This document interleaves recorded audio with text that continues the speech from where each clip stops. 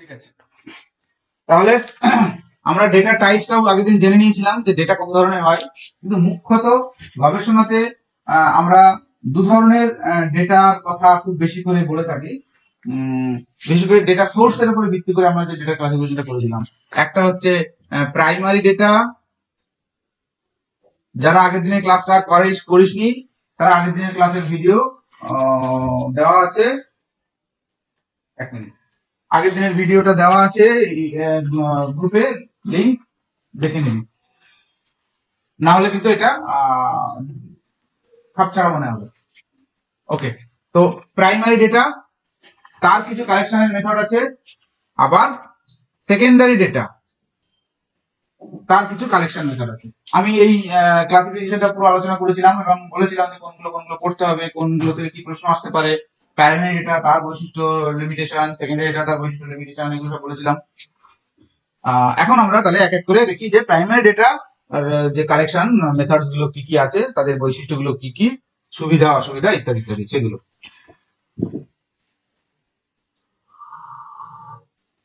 আচ্ছা, আমি 1-2 মিনিটের ব্রেক নিচ্ছি। ওকে, সরি ফর দ্য ডিস্টারবেন্স। ওকে, হ্যাঁ, যেটা বলছিলাম, তো প্রাইমারি ডেটা তার যে বৈশিষ্ট্য সেটা আমরা আগের দিন বলেছিলাম যে যে সমস্ত ডেটা সরাসরি ফিল্ড থেকে রিসার্চার বা কি বলবো এনুমারেটর অর্থাৎ যারা সার্ভেয়ার তাদের দ্বারা সংগৃহীত হয়, সেই first hand data, unprocessed data, আনট্যাবুলেটেড ডেটাকে আমরা বেসিক্যালি প্রাইমারি ডেটা বলে থাকি। অর্থাৎ যে ডেটাটা সরাসরি ফিল্ড অফ অবজারভেশন বা সরাসরি ইউনিট অফ অবজারভেশন থেকে সংগ্রহ করা হচ্ছে। তো সেই প্রাইমারি ডেটা কালেকশনের অনেকগুলো মেথড আছে এবং বিভিন্ন গবেষণাতে এই প্রাইমারি তথ্যের গুরুত্ব রয়েছে। আমরা সেই মেথড গুলো আগে প্রথমে দেখে নিই। 1 নম্বর মেথড, সেটা আমরা ইন্টারভিউ বা সাক্ষাৎকার মেথড বলতে পারি। অর্থাৎ ইন্টারভিউ মানে কি বুঝি আমরা, যে ভাইভা অর্থাৎ পরীক্ষার সঙ্গে রিটেনের সঙ্গে যে ভাইভা নিই, ওয়ান কাইন্ড অফ ইন্টারভিউ। আমরা যখন চাকরিতে যাই সেটা ওয়ান কাইন্ড অফ ইন্টারভিউ। ঠিক আছে, তো আমরা যখন তথ্য সংগ্রহের প্রয়োজন পড়ে তখন আমরা এই ইন্টারভিউ মেথডটা ব্যবহার করতে পারি। ইন্টারভিউ মেথড হচ্ছে face to face interaction, face to face discussion, এবং তার মাধ্যমে আমরা তথ্য সংগ্রহ করি রেসপন্ডেন্টের কাছ থেকে। অর্থাৎ যে উত্তর দিচ্ছে সে রেসপন্ডেন্ট, আর যে তথ্য সংগ্রহ করছে সে হচ্ছে এনুমারেটর বা রিসার্চার বা সার্ভেয়ার, যাই বলি। তো সেটা হচ্ছে ইন্টারভিউ মেথড। ঠিক আছে, ওকে। তো সেই ইন্টারভিউ মেথড অনেক বেশি কি বলবো ইন ডেপথ বলতে পারি, কারণ একদম ডাইরেক্ট পার্সোনাল লেভেলে গিয়ে ইন্টারাকশনটা করা হয়। তো সেই ইন্টারভিউ আবার অনেকগুলো ভাগে আমরা ভাগ করতে পারি। প্রথমেই একটা আমরা যেটা বলতে পারি সেটা হচ্ছে যে personal interview, direct personal interview. অর্থাৎ সরাসরি কোনো একটা ব্যক্তির সংস্পর্শে গিয়ে, ব্যক্তির কাছে গিয়ে তার সঙ্গে আমরা কথোপকথনের মাধ্যমে, বিভিন্ন প্রশ্নের উত্তর জানার মাধ্যমে আমরা তথ্য সংগ্রহ করতে পারি ফেস টু ফেস। এটাকে আমরা বলতে পারি ডাইরেক্ট পার্সোনাল ইন্টারভিউ। আরেকটা হতে পারে ওরাল ইন্টারভিউ। এটা পার্সোনাল, কিন্তু আমরা সরি ইন্টারভিউ কি লিখলাম, ইন্টারভিউ লিখছি কেন? ওকে, ওরাল ইন্টারভিউ, এটাকে আমরা ইনডাইরেক্ট মেথড বলছি, কারণ এক্ষেত্রে আমরা ব্যক্তির সঙ্গে বা ব্যক্তির সামনাসামনি ফিজিক্যালি পৌঁছাচ্ছি না, আমরা ওভার টেলিফোন বা এখন অনলাইন মোডে আমরা তার সঙ্গে কথোপকথনের মাধ্যমে তথ্য সংগ্রহ করতে পারি। সেটাও একটা মেথড রয়েছে। আচ্ছা, এটা এছাড়া করেসপন্ডেন্স ইন্টারভিউ, অর্থাৎ আমি নিজে না গিয়ে আমি কোনো ব্যক্তিকে পাঠালাম আমার বার্তাবাহক হিসেবে, সে গিয়ে ইন্টারভিউ নিয়ে চলে আসলো। এটাও অনেক সময় হয়, সেভাবে তথ্য সংগ্রহ করা হয়। এছাড়া গ্রুপ ইন্টারভিউ হতে পারে,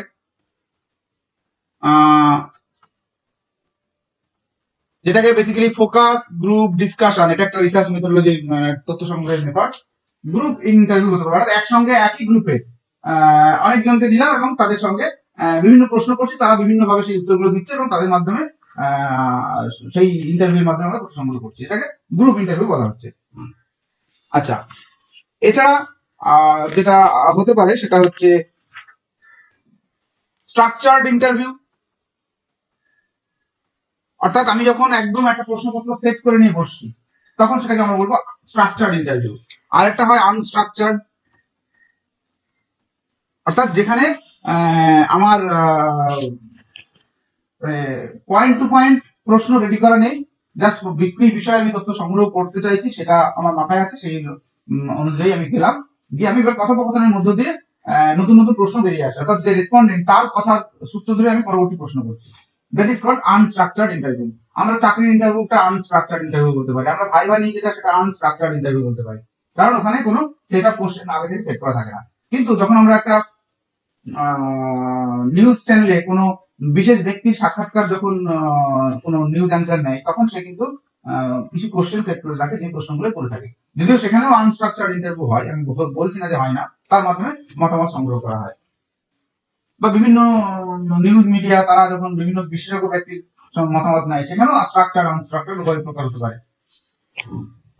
এই হচ্ছে মোটামুটি ইন্টারভিউ মেথড, তার ক্লাসিফিকেশন এবং এর সুবিধা অসুবিধা যদি আমরা বলি, তাহলে আমরা বলতে পারি যে ইন্টারভিউ মেথড খুব কি বলবো, গ্রাসরুট লেভেলে গিয়ে তথ্য সংগ্রহ করার পদ্ধতি, সরাসরি রেসপন্ডেন্টের কাছে গিয়ে তথ্য সংগ্রহ করার পদ্ধতি, যার ফলে এখান থেকে যে তথ্য পাওয়ার যে সম্ভাবনা সেটা অনেক বেশি থাকে, অনেক গভীরে গিয়ে তথ্য সংগ্রহ করতে পারি আমরা। কিন্তু এখানে যেটা হয় সেটা হচ্ছে অনেক বেশি সময় লাগে, অনেক ম্যান পাওয়ার লাগে, আর যেহেতু সরাসরি যেতে হয় তার জন্য অনেক খরচ, সময় বেশি লাগে, মানুষ বেশি লাগে, খরচও বেশি হবে। এগুলো হচ্ছে এর দুর্বলতা। ঠিক আছে, বল কার কোনো জিজ্ঞাসা থাকে? কারো কি কোনো জিজ্ঞাসা আছে? ওকে, কারো কোনো জিজ্ঞাসা নেই, ঠিক আছে।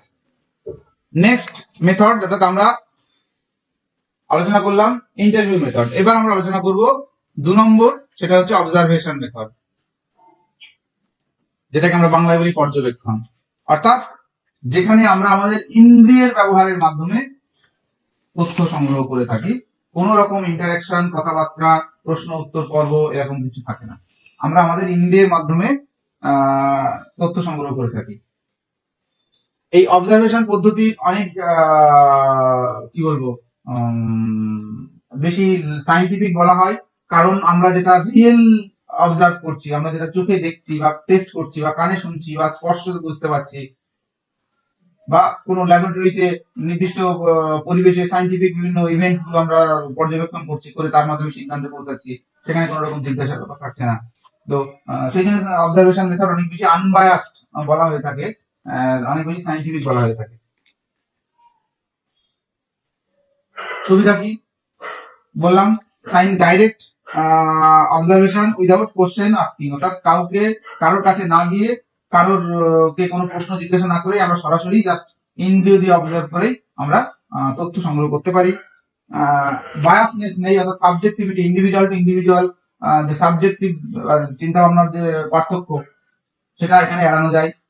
কারণ হচ্ছে আমি যখন সার্ভেয়ার নিয়োগ করি তখন এক একজন এক এক রকম কোন একটা বিষয় নিয়ে মত প্রকাশ করতে পারে, সেই অনুযায়ী সে হয়তো তথ্য সংগ্রহ করলো বা উত্তর নোট করলো, সেক্ষেত্রে বায়াসনেস চলে আসার সম্ভাবনা থাকে। কিন্তু অবজারভেশনে যে গবেষক, সে নিজে বিভিন্ন বিষয়কে অবজার্ভ করছে এবং যা ঘটছে সেটাই বর্ণনা করছে, করে সে লিখছে বা নথিবদ্ধ করছে, সেই জন্য এটাকে আনবায়াস বা সাবজেক্টিভিটি এড়ানো যায়, সেটা বলা হচ্ছে। আচ্ছা, আর অবজারভেশন সবসময় যেটা করে সেটা হচ্ছে বর্তমান ঘটনা যেটা ঘটছে সম্মুখে, সেটা সংক্রান্ত তথ্য সংগ্রহ করে। এর তাহলে দুর্বলতা হচ্ছে পুরনো ঘটনা যেগুলো আগে ঘটে গেছে সেগুলো সম্পর্কে অবজারভেশন পদ্ধতিতে আমরা তথ্য সংগ্রহ করতে পারি না, এটা আবার দুর্বলতাও বটে। আর হচ্ছে এই observation method independent of respondent, অর্থাৎ আমার এখানে রেসপন্ডেন্টের দরকার নেই, আমি অবজার্ভ করব, মানুষের অ্যাক্টিভিটি পর্যবেক্ষণ করব, তাদের বিভিন্ন কাজকর্ম পর্যবেক্ষণ করব, তাদের অর্থাৎ যে বিষয়ে আমার তথ্য সংগ্রহ করা দরকার তাদের সেই বিষয়টা পর্যবেক্ষণ করবো, চুপচাপ চলে আসবো। ঠিক আছে, এটা হচ্ছে অবজারভেশন। সেক্ষেত্রে রেসপন্ডেন্টের প্রয়োজন নেই, তো তার সে বাড়ি আছে কিনা, সে উত্তর দিতে রাজি কিনা, সেরকম কোনো ব্যাপার নেই। তার মানে এক্ষেত্রে 100% দক্ষতায় আমরা কিন্তু রেসপন্স পাবো, কারণ আমি যাচ্ছি, যা অবজার্ভ করতে চাইছি সেখানে যদি পৌঁছতে পারি আমি অবজার্ভ করে চলে আসবো। এমন নয় যে রেসপন্ডেন্টের উপর নির্ভর করতে হচ্ছে, যেমন ইন্টারভিউ মেথডে বা সার্ভে মেথডে করতে হয়, যে সে তারকে প্রশ্ন করবো, সে উত্তর দিলে তবে তথ্যটা পাবো, ব্যাপারটা এখানে সেরকম নয়। তার মানে রেসপন্স রেট 100%। বোঝা গেল? অসুবিধাটা কি? সরাসরি যেতে হয়, অনেক সময় লাগে অবজার্ভ করতে, তার ফলে সময় সাপেক্ষ, খরচ সাপেক্ষ বটে। আর আরেকটা যেটা সবচেয়ে বেশি বড় মানে লিমিটেশন, সেটা হচ্ছে যে এই অবজারভেশন মেথডে খুব লিমিটেড তথ্যই আমরা পেয়ে থাকি। যে তথ্যগুলো ইন্দ্রিয় দিয়ে অর্থাৎ দেখে শুনে বা গন্ধ শুকে বা স্পর্শ করে বোঝা যায় না, যার জন্য মানুষের জিজ্ঞাসা করতেই হবে, সেই জিজ্ঞাসা করা তথ্যগুলো তো আমি এখানে পাবো না। তাহলে খুব লিমিটেড কিছু ইনফরমেশন আমরা এখানে শুধুমাত্র পেতে পারি, এটা একটা লিমিটেশন। আচ্ছা, তাহলে এবার অবজারভেশনের কি কি টাইপস আছে। এক নম্বর হচ্ছে পার্টিসিপেন্ট অবজারভেশন। পার্টিসিপেন্ট অবজারভেশন অর্থাৎ যে সোশ্যাল গ্রুপের ওপরে আমি কাজ করছি, যে সোশ্যাল গ্রুপকে নিয়ে আমি কাজ করছি, সেই সোশ্যাল গ্রুপের মধ্যে কাউকে যদি ইনভেস্টিগেটর নিয়োগ করা হয়, অবজারভার নিয়োগ করা হয়, তখন সে তার অ্যাক্টিভিটি, তার সোশ্যাল গ্রুপের অ্যাক্টিভিটিস গুলো বা তার এলাকার অ্যাক্টিভিটিস বা সংক্রান্ত তথ্য অবজারভেশনের মাধ্যমে নিয়ে আসতে পারে। অনেক সময় গবেষক নিজে সেই এলাকার মতো হয়, তখন সেটাকে আমরা বলবো পার্টিসিপেন্ট অবজারভেশন। আর যদি বহিরাগত কেউ অবজার্ভ করতে যায়, তখন সেটা হয়ে যায় নন পার্টিসিপেন্ট অবজারভেশন। ওকে, তাহলে বোঝা গেল পার্টিসিপেন্ট আর নন পার্টিসিপেন্ট অবজারভেশন। এই প্রত্যেকটা মেথড তার বৈশিষ্ট্য, সুবিধা অসুবিধা, এগুলো কিন্তু মাথায় রাখতে হবে। ছোট ছোট কোশ্চেন যে কোনো জায়গা থেকে দিতে পারে। এছাড়া আরেকটা অবজারভেশন হতে পারে, সেটা হচ্ছে ডিসগাইজড ডিসগাইজড অবজারভেশন। ওকে, অর্থাৎ আমার অবস্থান বুঝতে পারবে না আমি যাদেরকে অবজার্ভ করছি, তখন সেটাকে বলা হবে ডিসগাইজড অবজারভেশন। আমি এমনি যাচ্ছি, এলাকার লোক আমাকে দেখছে, হয়তো কারো কেউ আমার সেখানে পরিচিত থাকতে পারে, হ্যাঁ আমি কি কাজ করতে এসেছি তারা জানে, কিন্তু আমি কারোর সঙ্গে কথা বলছি না, ঠিক আছে, তার মধ্যে পার্টিসিপেন্ট নন পার্টিসিপেন্ট হলো। আর অনেক সময় আমার অস্তিত্ব আমি বুঝতেই দিলাম না, আমি অবজার্ভ করে চলে এলাম। আগেকার দিনে যখন ডাকাতি হতো, তার আগে দিনের বেলা এসে সে ভিক্ষারির ছদ্মবেশে হোক বা লেবারের ছদ্মবেশে হোক এসে পর্যবেক্ষণ করে চলে যেত, তারপর সেই অনুযায়ী তারা ডাকাত তেমনি ডাকাত করতে আসতো। আমি এটাকে ডিসগাইজ অবজারভেশন হিসেবে বলতে পারি। এছাড়া বর্তমানে বর্তমানে প্রযুক্তির উন্নতির ফলে আমরা আরো একটা ক্লাসিফিকেশন করতে পারি, সেটা হচ্ছে ল্যান্ড অবজারভেশন, এরিয়াল অবজারভেশন। অর্থাৎ যখন পলিটিক্যাল লিডাররা অবজার্ভ করে কোন একটা এলাকা ক্ষতিগ্রস্ত হয়েছে, তারা ল্যান্ড দিয়ে যায় না, তারা আকাশে থাকা মানুষ তো আকাশ দিয়েই পর্যবেক্ষণ করে। বন্যা হয়েছে, বিস্তীর্ণ অঞ্চল প্লাবিত, মানুষের ঘর বাড়ি জলের তলায় ভেসে চলে গেছে, আত্মীয় স্বজন মারা গেছে, পরিজন কেউ মারা গেছে, ফসল নষ্ট হয়ে শেষ হয়ে গেছে, ডকুমেন্টস সব হারিয়ে গেছে, হ্যাঁ, নেতা উপর থেকে পাখির দৃষ্টি দিয়ে অবজার্ভ করে চলে গেল, গিয়ে ঠান্ডা ঘরে বসে আবার ডিসিশন নিয়ে নিল যে এনআরসি করতে হবে, তুমি ডকুমেন্ট যখন না পালে তোমাকে জেলে ভরে দেওয়া হবে। দেখ আমি যোগ করলাম। তো সেটা হতে পারে এরিয়াল অবজারভেশন, অর্থাৎ লিমিটেড ইনফরমেশন পাবো কিন্তু অবজার্ভ করার কিন্তু সুযোগ রয়েছে। বিশেষ করে যে জায়গায় আমরা যেতে পারি না ফিজিক্যালি, সেটা আমরা এরিয়ালি কভার করতে পারি। ল্যান্ডস্কেপ, কিছুক্ষণ ধরে সেখানে থেকে মানুষের অ্যাক্টিভিটিস, অনেক কিছু অবজার্ভ করা যায়, ঠিক আছে, সেটা আমরা করতে পারি। আমি জাস্ট এখানে বললাম খুব লিমিটেড ইনফরমেশন কিন্তু সম্ভব। ওকে, তাহলে অবজারভেশন পদ্ধতিটা বোঝা গেল। আচ্ছা, আমি আগের দিন এই আগের পয়েন্টে যেটা ইন্টারভিউ করলাম, সেখানে আরো কয়েকটা ক্লাসিফিকেশন হতে পারে, সেটা আমি বলতে ভুলে গেছি। এটা হচ্ছে soft interview, hard interview. Soft interview মানে হচ্ছে আমরা যে কোনো গবেষকরা যেটা করে থাকি, আর হার্ড ইন্টারভিউ হচ্ছে যারা investigation agency, CBI, ED, CID, police, এরা যে ইনভেস্টিগেশন গুলো করে থাকে, তোমাকে তুলে নিয়ে চলে এলো, থানায় বসিয়ে ভয় দেখিয়ে ফোর্স করে তোমার কাছ থেকে উত্তর আদায় করবে, দ্যাট ইজ হার্ড ইন্টারভিউ। বুঝা গেল? ওকে, তাহলে আমরা 2 নম্বর অবজারভেশন মেথডটা বুঝলাম। নেক্সট আমরা যেটা দেখবো সেটা হচ্ছে কোশ্চেনিয়ার মেথড। কোশ্চেনিয়ার মেথড, আমি এর পাশাপাশি 4 নম্বরটাও লিখে দিচ্ছি, সার্ভে শিডিউল বা সার্ভে মেথড। এটাও তথ্য সংগ্রহের ননসেন্স। এরা এত দেরি করে জয়েন করে কেন? স্যার আমার ফোনে রিচার্জ নেই তো ওয়াইফাই কানেক্ট করতে একটু লেট হয়ে গেল। হ্যাঁ, খুব ভালো, ঠিক আছে। অনেক ডিস্টার্ব হয় ক্লাস চলাকালীন। আচ্ছা, কোশ্চেনের মেথড এবং সার্ভে শিডিউল মেথড এই দুটো গুরুত্বপূর্ণ তথ্য সংগ্রহের মেথড প্রাইমারি ডেটার ক্ষেত্রে, এবং সব থেকে বেশি এই দুটো মেথডই ব্যবহার করা হয়ে থাকে বিভিন্ন গবেষণায়। কারণ এই দুটো মেথড থেকে মোর অরলেস সব ধরনের তথ্য সংগ্রহ করার সুযোগ রয়েছে, এবং অল্টারনেটিভলি আমরা কখনো এটা পাশাপাশি ব্যবহার করে থাকি। ওই জন্য এই দুটো মেথড খুব ভালো করে পড়তে হবে, এদের মধ্যে পার্থক্যটাও পড়তে হবে। শুধু তাই নয়, এই যে যেটাকে কোশ্চেনের বলছি বা সার্ভে শিডিউল বলছি, সেই সার্ভে শিডিউল বা কোশ্চেনের তৈরির কিছু বৈশিষ্ট্য আছে বা কোশ্চেনের কিছু বৈশিষ্ট্য আছে, সেগুলোও পড়তে হবে, সেগুলো থেকেও প্রশ্ন আসে। চলো আমরা তাহলে এক এক করে শুরু করি। কোশ্চেনের মেথড আমি পাশাপাশি এই দুটো আলোচনা করবো, ঠিক আছে। কোশ্চেনের মেথড হচ্ছে তথ্য সংগ্রহের বা প্রাইমারি তথ্য সংগ্রহের সেই পদ্ধতি যেখানে একটা সেট অফ কোশ্চেন প্রথমে তৈরি করা হয় সেই বিষয় সংক্রান্ত, যেখানে সিরিয়ালি পরপর অনেকগুলো প্রশ্ন থাকে, এবং সেই প্রশ্নগুলোর যে উত্তর সেইগুলো হচ্ছে আমার তথ্য, যেটার উপর ভিত্তি করে আমি আমার ডিসিশন নেবো বা কাজ করবো বা গবেষণা করবো, যাই হোক। তো সেই কোশ্চেন যেটা সেট অফ কোশ্চেন তৈরি করা হলো, সেটাকে বেসিক্যালি কোশ্চেনেয়ার বলা হয়। সেই কোশ্চেনেয়ারটা তখন আমরা একটা চিঠি সহ বাই পোস্টে বা ইমেলে, অর্থাৎ বর্তমানে ইলেকট্রনিক মিডিয়ার মাধ্যমে বা সোশ্যাল মিডিয়ার মাধ্যমে আমরা আমাদের যারা রেসপন্ডেন্ট বা যাদের কাছ থেকে তথ্য সংগ্রহ করতে চাইছি তাদের কাছে আমরা পাঠিয়ে দেবো, এবং তাদেরকে বলা হবে যে আপনারা 15 দিনের মধ্যে বা 1 মাসের মধ্যে বা 3 মাসের মধ্যে যতটা আমার কাছে সময় আছে দয়া করে আপনি সেটা ফিল আপ করে আমাকে আবার পাঠিয়ে দিন। যদি আমরা বাই পোস্টে পাঠাই সেক্ষেত্রে একটা খাম উইথ স্ট্যাম্প, অর্থাৎ সে কোনো খরচ করবে না, আমি সমস্ত খরচ করবো। ওই জন্য আমরা খাম তার সঙ্গে স্ট্যাম্প সহ একটা ব্ল্যাঙ্ক খাম পাঠিয়ে দিই, যাতে করে সে ফর্মটা ফিল আপ করে আমাকে ওই খামের মধ্যে ভরে পাঠিয়ে দিতে পারে, তার জন্য তার কোনো খরচ হবে না।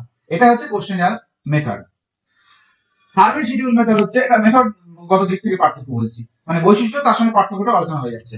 সার্ভে শিডিউল হচ্ছে উল্টো দিকে সেই মেথড যেখানে সেট অফ কোশ্চেন থাকছে, এবং সেই কোশ্চেনটা নিয়ে গবেষক এবং তার টিম, যাদেরকে এনুমারেটর বলা হচ্ছে, তারা সেই ফিল্ড এরিয়াতে যাচ্ছে, গিয়ে বিভিন্ন রেসপন্ডেন্টের সংস্পর্শে যাচ্ছে, তাদের সামনাসামনি হচ্ছে, এবং তাদেরকে প্রশ্ন জিজ্ঞাসা করছে, করে উত্তর নথিবদ্ধ করছে। এটা হচ্ছে সার্ভে শিডিউল মেথড, 1 নম্বর পয়েন্ট।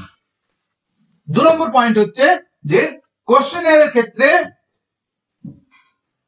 যেটা করা হচ্ছে, যেহেতু বাই পোস্ট বা ইমেলের মাধ্যমে পাঠানো হচ্ছে, তার সঙ্গে একটা লেটার অফ ইন্টিমেশন সেটা দরকার হয়। অর্থাৎ আমি কে, আমি কি করতে যাচ্ছি, আপনার তথ্যটা আমার কেন দরকার, এবং আপনার তথ্যের গোপনীয়তা আমাকে আমি বজায় রাখবো, আপনার পরিচয় গোপন করব, ইত্যাদি ইত্যাদি কিছু বেসিক বিষয় প্রকাশ করে তবে চিঠিটা পাঠাতে হয় বা কোশ্চেনটা পাঠাতে হয়।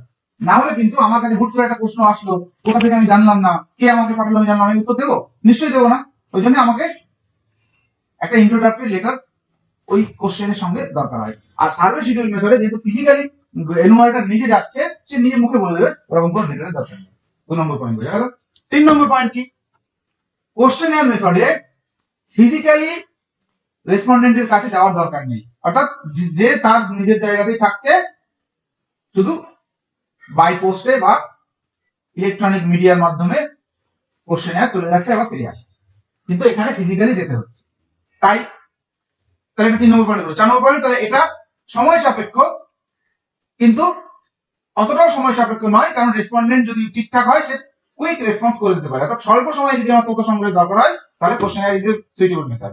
সার্ভে শিডিউল অনেক এনুমারেটর নিয়ে যেতে হয়, অনেক সময় লাগে, প্রত্যেকের কাছে আলাদা আলাদাভাবে যেতে হয়, আলাদা আলাদা সময়ে যেতে হয়, অনেক বেশি সময় সাপেক্ষ।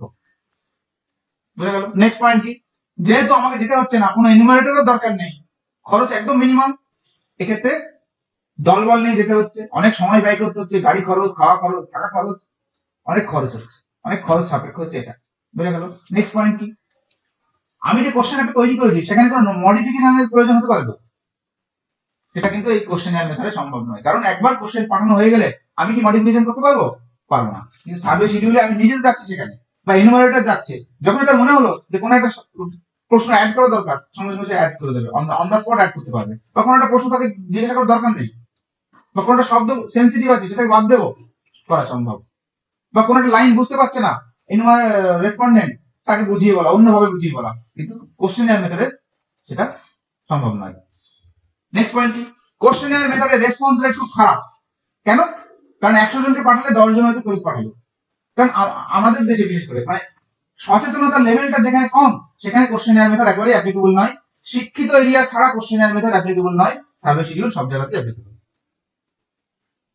ইউরোপে, আমেরিকাতে কোশ্চেনের মেথডে ব্যাপক তথ্য সংগ্রহ করা হয়। ভারতবর্ষের ক্ষেত্রে কলকাতার মতো মেট্রো সিটি ছাড়া অন্য মফস্বল এলাকাতে, গ্রামীণ এলাকাতে কোশ্চেনের মেথড একদমই অচল। কারণ আমার কাছে কোনো একটা প্রশ্ন আসলে বা কোনো একটা গ্রামের মানুষের কাছে সে শিক্ষিত হলো, কোনো প্রশ্ন গেলে সে কিন্তু সে রিপ্লাই দেয় না। কারণ আমাদের দেশে সবসময় একটা আমাদের মধ্যে ইনসিকিউরিটি কাজ করে, কারণ আমরা এত বেশি ঠকবাজ, ঠিক আছে, এত বেশি মিথ্যা কথা বলি। ওকে, তো সেটা রয়েছে। আর কি, কোশ্চেনের মেথডে কোনো প্রশ্নের যদি উত্তর বুঝতে না পারে কোনো রেসপন্ডেন্ট, সে সেটা আনঅ্যান্সার্ড অবস্থায় ফেরত পাঠিয়ে দেবে, অর্থাৎ সে তার উত্তর করবে না। কিন্তু সার্ভে শিডিউল মেথডে আমি সেই প্রশ্নটাকে অন্যভাবে জিজ্ঞাসা করে তার কাছ থেকে উত্তর পেতে পারি। সেই জন্য এর রেসপন্স রেট অনেক বেশি এবং প্রতিটি প্রশ্নের উত্তর পাওয়ার সম্ভাবনা ওই ক্ষেত্রে অনেক বেশি থাকে।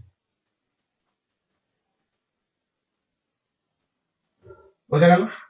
তাহলে বৈশিষ্ট্যের সঙ্গে সঙ্গে পার্থক্যটাও কিন্তু আমি আলোচনা করব। বল, প্রশ্নটা কি বলে? বৈশিষ্ট্য, সুবিধা, অসুবিধা উভয় আলোচনা কিন্তু এখানে হয়ে গেল, এটারও। ওকে, তার কোনো প্রশ্ন নেই। নেক্সট যেটা আমি বলবো সেটা হচ্ছে যে কোশ্চেনে, অর্থাৎ এই যে সেট অফ কোশ্চেন যেটা আমরা তৈরি করছি, যেটাকে সার্ভে শিডিউল বলা হচ্ছে বা কোশ্চেনে যাই বলি, সেই সেট অফ কোশ্চেন সেটার কিছু নিয়ম আছে, অর্থাৎ তার সেটা তৈরির কিছু নিয়ম আছে, সেই নিয়মগুলো পরীক্ষায় আসে। What are the basic characteristics of a good questionnaire বা গুড সার্ভে শিডিউল, বা what are the steps to be followed during the design of the questionnaire, এরকম ভাবে প্রশ্ন আসে। সেক্ষেত্রে আমরা কি কি পয়েন্ট তার মধ্যে রাখবো। 1 নম্বর হচ্ছে পাইলট সার্ভে, না, প্রথমে হচ্ছে রেকনেসেন্স সার্ভে, লিটারেচার, ফিজিক্যাল ভিজিট। অর্থাৎ আমি যে এলাকার উপরে তথ্য সংগ্রহ করবো, সবার প্রথমে সেই এলাকা সম্পর্কে কিছু লিটারেচার বা বই থেকে বা জার্নাল থেকে তথ্য সংগ্রহ করলাম, পড়াশোনা করলাম, তারপর নিজে সেই এলাকায় গেলাম, গিয়ে সেই এলাকাটা দেখে এলাম, মানুষের সঙ্গে কথা বললাম, ইত্যাদি ইত্যাদি। সেটাকে বলা হয় রিকনেসেন্স বা অনুসন্ধানমূলক সার্ভে। 2 নম্বর হচ্ছে পাইলট সার্ভে, অর্থাৎ এই যে তথ্য সংগ্রহ করেছি তার উপরে ভিত্তি করে আমি প্রথমে কিছু সেট অফ কোশ্চেন তৈরি করলাম, করে সেই কোশ্চেনটা টেস্ট করতে যাই, ঠিক আছে, সেটাকে বলে পাইলট সার্ভে। যদিও এটা এই পয়েন্টটা অনেক পরে আসবে, তার আগে কোশ্চেনিয়ারের বৈশিষ্ট্যগুলো আসবে। ওকে, চলো এবার আমি যে কোশ্চেন সেটটা তৈরি করছি সেখানে কি কি বৈশিষ্ট্য আমাকে ফলো করতে হবে। 1 নম্বর স্ট্রাকচার্ড, অর্থাৎ যে বিষয়ে তথ্য সংগ্রহ করব সেই বিষয়ে সম্ভাব্য সব ধরনের প্রশ্ন আমি সেখানে লিপিবদ্ধ করছি। অধিকাংশ ক্ষেত্রে আমি তথ্য সংগ্রহের জন্য ক্লোজ এন্ডেড, অর্থাৎ মাল্টিপল চয়েস কোশ্চেন রাখছি। আর কিছু ক্ষেত্রে আনস্ট্রাকচার্ড কোশ্চেন থাকে, যেখানে কিছু জায়গা ফাঁকা থাকে, এক্সট্রা কিছু কোশ্চেন হলে সেখানে আমরা লিখি, বা কোনো প্রশ্নের জন্য অনেকটা জায়গা ছাড়া থাকে যেখানে অ্যাডিশনাল ইনফরমেশন আমরা সেখানে অ্যাড করতে পারি। সে আর কিছু ওপেন এন্ডেড কোশ্চেনও আমরা রাখি। ওপেন এন্ডেড মানে হচ্ছে যেখানে আমি যাকে প্রশ্ন করছি সে তার ভাষায় উত্তরটা দেবে। আমি প্রশ্ন করলাম যে ভূগোল বিভাগের এসটি স্যারের ক্লাস তোমাদের কেমন লাগে? খুব ভালো, ভালো, মাঝারি, খারাপ, খুব খারাপ, 5টা অপশন দিলাম। এটা হচ্ছে ক্লোজ এন্ডেড কোশ্চেন। এবার আমি এই প্রশ্নটাই বললাম, আচ্ছা ভূগোল স্যারের ক্লাস তোমাদের কেমন লাগে, আর কিছু অপশন দিলাম না। কেউ বললো আমার খুব ভালো লাগে, কেউ বললো ওনার মানে কি বলবো ক্লাস আমার একেবারেই ভালো লাগে না, উনি ভালো পড়াতে পারেন না, কেউ বললো না খুব ভালো পড়ায়, এরকম বক্তব্য থাকতে পারে। এটা হচ্ছে ওপেন এন্ডেড কোশ্চেন, বোঝা গেল? আচ্ছা, আর কি যেটা গুরুত্বপূর্ণ সেটা হচ্ছে সিকোয়েন্স অফ কোশ্চেন, এটা খুব গুরুত্বপূর্ণ। অর্থাৎ আমি যে প্রশ্নপত্রে প্রশ্নগুলো পরপর সাজাবো তার একটা অর্ডারে সাজাতে হয়। এলোমেলো, প্রথমে আপনি গিয়েই দাদা আপনার ইনকাম কত, বা দাদা আপনার কাস্ট কি, তারপরে আমি জিজ্ঞাসা করছি আচ্ছা আপনার বাড়ি কোথায়, আচ্ছা আপনি কি করেন। অর্থাৎ এলোমেলো প্রশ্ন সাজানো যাবে না, স্টেপ বাই স্টেপ সিস্টেমেটিক্যালি প্রশ্ন সাজাতে হবে। সেক্ষেত্রে নিয়ম কি, একদম সহজ ইন্ট্রোডাক্টরি টাইপ প্রশ্ন প্রথমে রাখতে হয়, দেখা গেলে সেই প্রশ্নগুলোর উত্তরের মাধ্যমে আমরা রেসপন্ডেন্টের সঙ্গে অনেকটা ইন্টিমেট হয়ে যাই, পরিচিত হয়ে যাই। তারপরে আসে মূল যে আমার বিষয় রিলেটেড মূল প্রশ্নগুলো, সেখানে কিছু সেন্সিটিভ প্রশ্ন থাকতে পারে, যেমন কাস্ট রিলেটেড প্রশ্ন, রিলিজিয়ান রিলেটেড প্রশ্ন, ইনকাম রিলেটেড প্রশ্ন, অকুপেশন রিলেটেড প্রশ্ন, এগুলো রাখতে হয়। এবং কিছু প্রশ্ন যেগুলো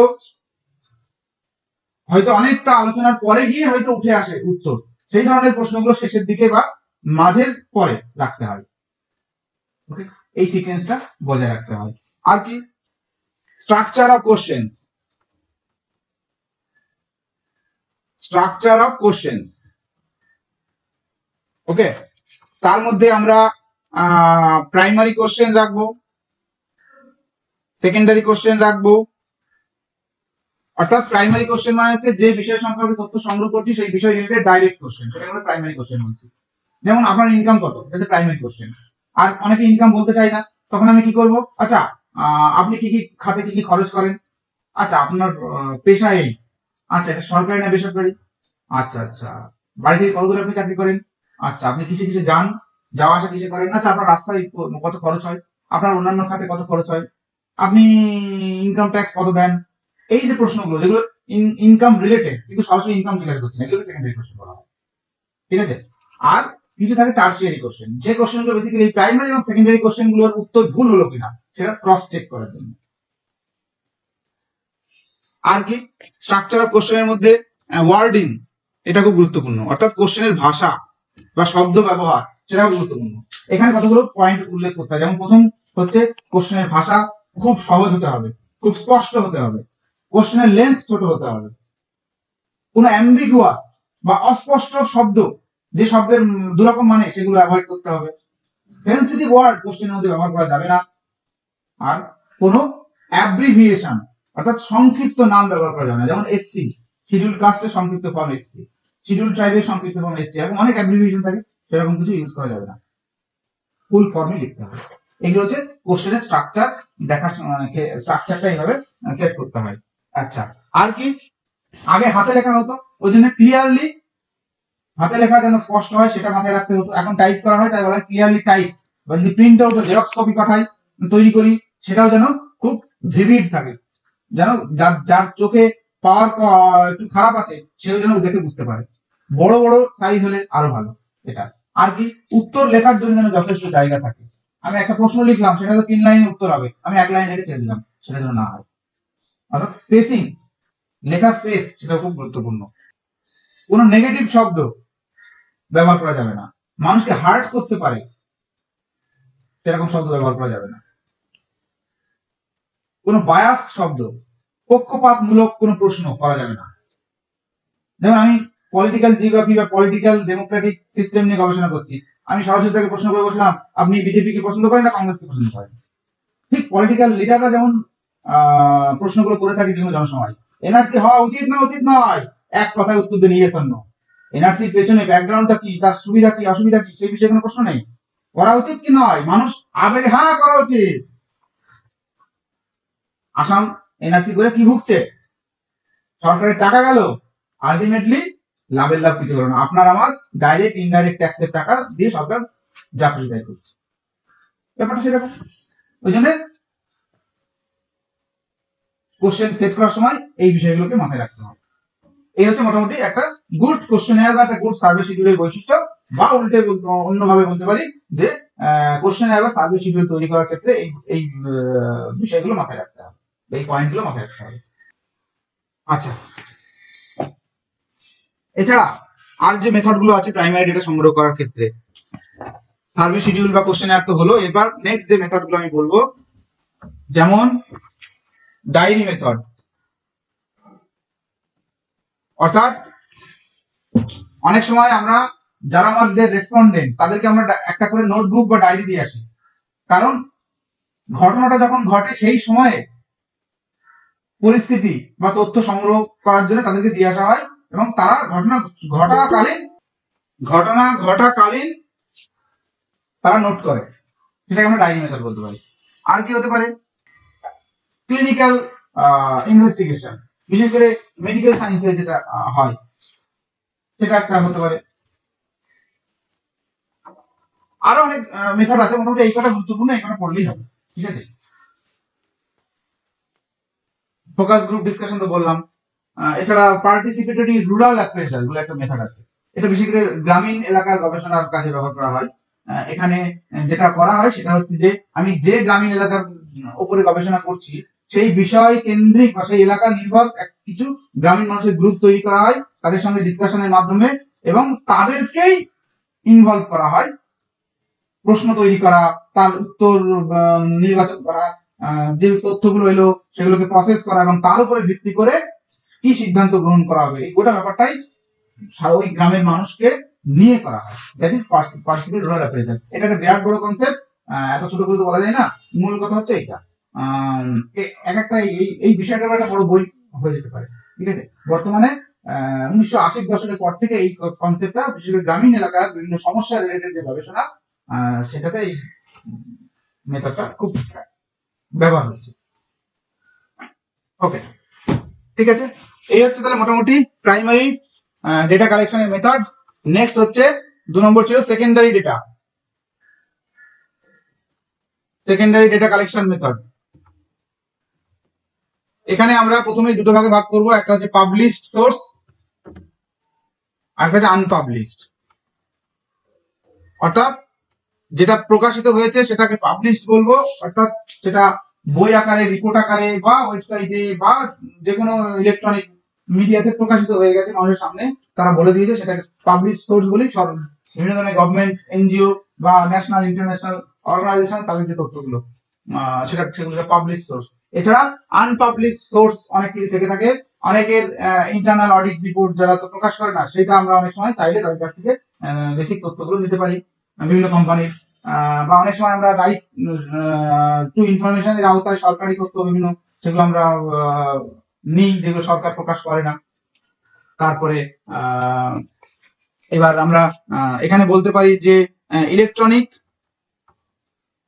মিডিয়া আর এটা হচ্ছে প্রিন্ট মিডিয়া, অর্থাৎ ওয়েবসাইট থেকে আমরা যে তথ্যগুলো পাই সেটা ইলেকট্রনিক মিডিয়াম, আর প্রিন্ট মিডিয়া অর্থাৎ বই আকারে বা রিপোর্ট আকারে যেগুলো প্রকাশ করা থাকে সেগুলো নিউজ পেপার, এগুলো সব প্রিন্ট মিডিয়া, সেগুলো থেকে আমরা পেতে পারি। এইভাবে আমরা ক্যাটেগরাইজ করতে পারি। বা আমরা অর্গানাইজেশন অনুযায়ী ভাগ করতে পারি, government, private, non government, national, international, এরকম বিভিন্ন সংস্থা থাকে। বা আমরা এইভাবে ভাগ করতে পারি বই, রিপোর্ট, জার্নাল, হ্যাঁ, unpublished letter, unpublished work, unpublished report, এরকম ভাবে আমরা ভাগ করতে পারি বা মেনশন করতে পারি। এই হচ্ছে মোটামুটি সেকেন্ডারি ডেটা তথ্য সংগ্রহের মেথড। আর আগে আমি আলোচনা করলাম প্রাইমারি ডেটা তথ্য সংগ্রহের মেথড আর প্রাইমারি ডেটা কালেকশন মেথড। তো এবার যদি কারো কোনো জিজ্ঞাসা থাকে বলো, আজকে ক্লাস আমি এখানে শেষ করছি। স্যার, মাঝে মাঝে যদি এরকম প্রশ্ন থাকে যে আপনি কি বলো। মহিলা, তাহলে সেটা ফিমেল ক্যান্ডিডেটের কাছে ভালো, কিন্তু মেল ক্যান্ডিডেট একটু বিরক্তিকর লাগবে। না না না, আরে বাবা, প্রশ্নের তো একটা বেস থাকা দরকার। এই প্রশ্নের কি কোনো বেস আছে? এটা তো অবজারভেশনের দিয়ে হয়ে যায়। আর স্যার, আরেকটা আমরা এটা কোশ্চেন জিজ্ঞাসা করতে পারি যে আপনার ফ্যামিলিতে কজন পুরুষ সদস্য আছে, কজন মহিলা সদস্য আছে, সেটা প্রশ্ন করা যেতে পারে। কিন্তু আপনি তো দেখেই বুঝতে পারছি। স্যার, আরেকটা ছিল হ্যাঁ। যে আপনি করোনা কালে মানসিক ভাবে কিরকম চিন্তিত ছিলেন? সব সময়, কখনোই না, না মাঝে মাঝে, না একেবারেই না? কোনটা উত্তর দিব বুঝতেই পারছি না। কেন? তুমি ভাবো না, লকডাউনের সময় যখন করোনা চারিদিকে হচ্ছে তখন তুমি কি করছো, তখন তোমার মানসিক অবস্থা কেমন ছিল সেটা তুমি মনে করো, তাহলে বুঝতে পারবে। এখন না স্বাভাবিক অবস্থা ফিরে এসেছে, তখন তো চিন্তিত ছিলেন। আমি আমাকে জিজ্ঞাসা করি, খুব টেনশন ছিলাম, খুব ভয়ে ছিলাম। স্যার, আমি করেছি একেবারেই না। এটা তোমার ব্যাপার। আমি যেমন এখনো মাস্ক না পরে বাইরে বেরোচ্ছি না, এখনো হ্যান্ড ওয়াশ স্যানিটাইজ করছি, অনেকে তো পাত্তাই দিচ্ছে না। তো ম্যান টু ম্যান ভ্যারি করবে এগুলো। ঠিক আছে। ওকে, থ্যাংক ইউ। হ্যাঁ।